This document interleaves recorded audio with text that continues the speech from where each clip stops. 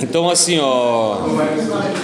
pessoal, então só para contextualizar aqui, fazer uma recapitulação da aula anterior que nós tínhamos conversado, né, de início, sobre a ideologia e alienação, da parte das invisibilidades do poder. Então, recapitulando o ponto 1 em diante, que diz ali, se vocês quiserem acompanhar daquilo que foi passado, né?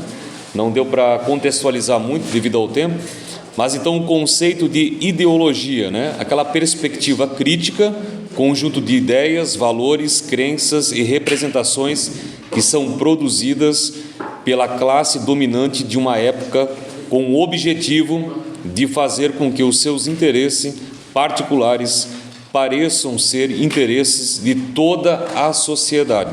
Então, a ideologia oculta a divisão social e as desigualdades. O ponto 2, então, características da ideologia. Então, teve o ponto ali da questão do ponto 2, A, B e C, né? A naturalização faz o que é histórico parecer natural. O exemplo disso, né? Sempre houve pobres. A B, a abstração cria conceitos gerais que não desenvolve a realidade. Exemplo, mérito igual. A universalização, então, apresenta a visão dos vencedores como se fosse única possível. Então, essa parte aqui, pessoal, vocês conseguiram entender mais ou menos ali? Do ponto, então, 1, da parte do conceito de ideologia? Beleza? O conceito 3 aqui, esse que é um dos mais interessantes, que eu gosto bastante, né? O que mais nós nos deparamos hoje na sociedade pós-moderna, que é o conceito de alienação, né? Do latim, então, alienare, tornar alheio, perder o controle. Na filosofia da história e soberania do trabalho, descreve o processo em que o ser humano não se reconhece mais no produto do seu próprio trabalho. Sou nas suas próprias escolhas, passando a ser guiado por forças externas, no caso o mercado, as redes sociais. E por último, então, aqui que eu coloquei, a desalienação pela filosofia. Então, a crítica filosófica busca revelar as invisibilidades do poder, permitindo ao indivíduo passar da consciência ingenuamente manipulada para uma consciência crítica e autônoma, no caso aqui, então, a emancipação. Vamos pensar aqui um pouquinho no ponto 4, né? Eu acho bem interessante essa questão, porque quando nós olhamos para esse contexto geral, né, sobre questão de ideologias, sobre alienação, e a gente já conversou um pouquinho sobre isso, que a nossa sociedade está estruturada muito dentro dessas ideias, né, dessas ideologias. A parte da alienação é esse segmento que muitos, ali por uma indução, por uma sugestão, por meio das mídias sociais, seguem sem um senso crítico. Quantas pessoas fazem coisas sem pensar um pouco a respeito disso? Elas ouvem, elas acreditam, qualquer coisa, mas elas não filtram, elas não questionam, não perguntam para si mesmas se isso tem uma base, se isso tem um fundamento, se isso tem um respaldo. Vocês conhecem alguém que geralmente quando ouve alguma coisa já dá aquele espanto, né? Pô, realmente estão falando isso aí e tal, está acontecendo, não sei o quê.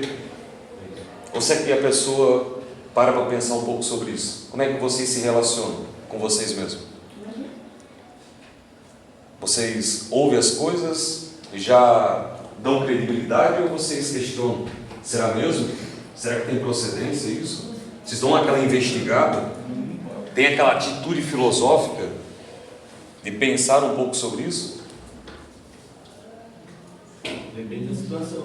Depende da situação. Qual foi uma situação assim que você se deparou, que mexeu ali no teu emocional e fez com que você não se percebesse e acabou acreditando? Tem alguma situação que vocês passaram em algum momento aí? Depois vocês pararam para pensar, pô, que idiota que eu fui, né? Já ouvi aquilo ali e segui acreditando que aquilo ali realmente era. Nunca se pegaram nisso? Eu já me peguei nisso. Qual que é Na qual? Então, não foi só uma, não foi só duas, né? Foram algumas, mas resumidamente,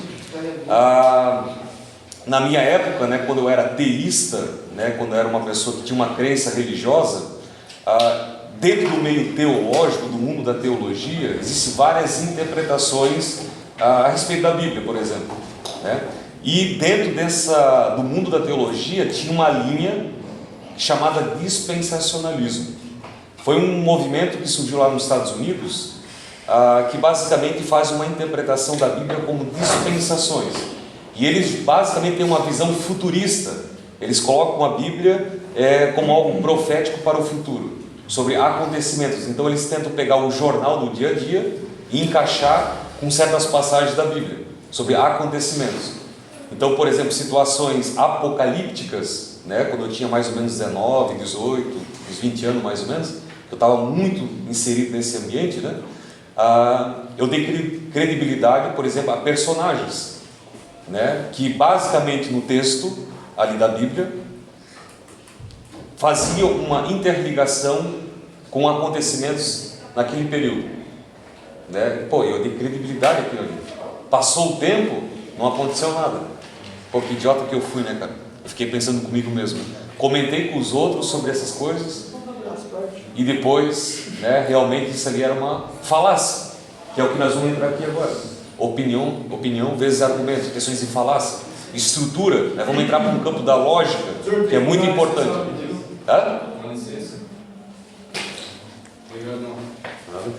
Que é muito importante, né, a questão da lógica. Vamos trabalhar um pouco na lógica, na parte da filosofia, que é uma disciplina muito importante, já desenvolvida lá por Aristóteles. Pensar de forma coerente, argumentar de forma coerente, né? Então tem as premissas e tem as conclusões. Como é que eu sei que um argumento, ele de fato tem fundamento? Como é que aquele argumento pode ser que ele não seja falacioso? Ok? Então a gente analisa as premissas que estão estruturadas naquela argumentação, na fala, no discurso, e a gente analisa a conclusão, se ela de fato tem coerência, se ela condiz com a realidade. E isso, tá, ok, eu tinha 18, 19 anos, eu era novo, estava no processo ali, ok, hoje não me pego mais nisso aí, ok? Todos nós passamos por situações assim, mas isso talvez, eu conheço pessoas hoje que têm 60 anos de idade, que ainda seguem mais ou menos isso aí, né? Até hoje não aprenderam ainda. Fica numa repetição cíclica de argumentos sem sustentação e dando credibilidade, e quebram a cara toda vez, mas agora eu acho que é verdade, entende? Ali não foi, mas agora é. Agora realmente está acontecendo um negócio, e daí realmente não acontece de novo, mas a pessoa insiste, ela fica essa coisa cíclica, sabe? Porque ela não consegue filtrar aquele discurso, procurar base e sustentação, questionar aquilo que está sendo falado. Entenderam mais ou menos sobre isso aí? Sim. Então, ser um alienado é justamente essa pessoa que não pensa, não tem emancipação, não tem um senso crítico, ela não questiona aquilo que está sendo colocado diante dela, seja por meio das mídias sociais, seja por uma conversa de roda de amigos, alguma coisa que foi falada ali, aquelas fofoquinhas, né, que tem por muito costume estar dentro de nós constantemente, as fofocas. Será que essa fofoca ela é verdade mesmo? Será que a pessoa não está tentando queimar o filme da outra? Será que aquilo aconteceu mesmo? Qual que é aquilo que é factual, aquilo que tem base sobre aquela conversa? Será que um não está querendo ferrar com o outro? Será que o outro não está querendo manchar, né, a imagem do outro? Isso acontece muito. Eu já ouvi vários tipos de discurso assim no meio de rodas de amigos. O que foi? É 8h30, né? 8h25? Tá bom então. Então, depois da última aula a gente conversa. Beleza? Valeu?